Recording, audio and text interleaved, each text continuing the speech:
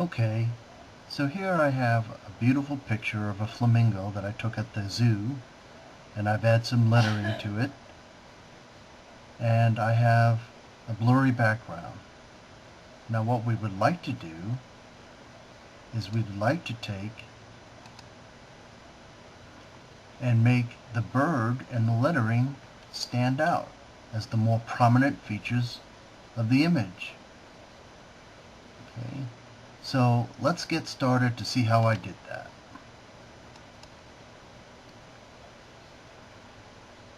The first thing we want to do is go to the Layers palette and make copies of the background so that we'll only work on the layers and not the main image.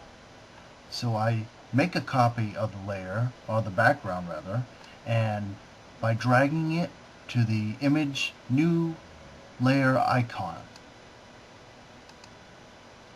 Make another one, drag it to the new layer icon. Now I've got two copies. I want to take the first copy and make it black and white. So I choose the Enhance menu, Adjust Color, Remove Color. And now you can see the first layer, or copied layer, is black and white.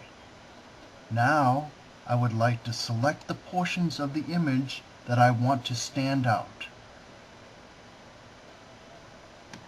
So what I'm going to do is I'm going to grab my magic wand and click in the lettering, and you notice the lettering's highlighted. That's one of the items I want to show up in color. And then I'm going to use the quick selection tool and highlight my bird. He's a beautiful flamingo. Doesn't look like a real picture, but it is. Trust me, I took it at the zoo. Okay, once we've got our portions of the image selected that we want to be colorized, we need to apply a layer mask. Now, a layer mask doesn't come with Photoshop elements, but you can cheat by using an adjustment layer. I'll use a levels adjustment layer. We're not going to mess with any portion of the adjusting any levels. The important thing is the layer mask that comes with the adjustment layer.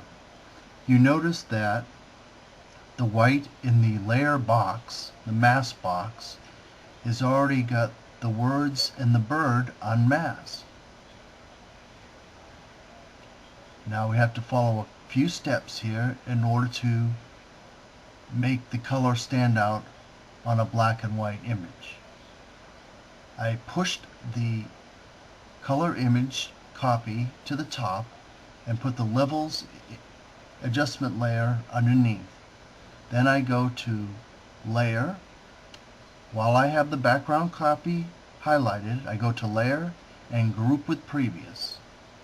Now you can look at the main image and see that the background is black and white and the beautiful bird stands out with the yellow lettering.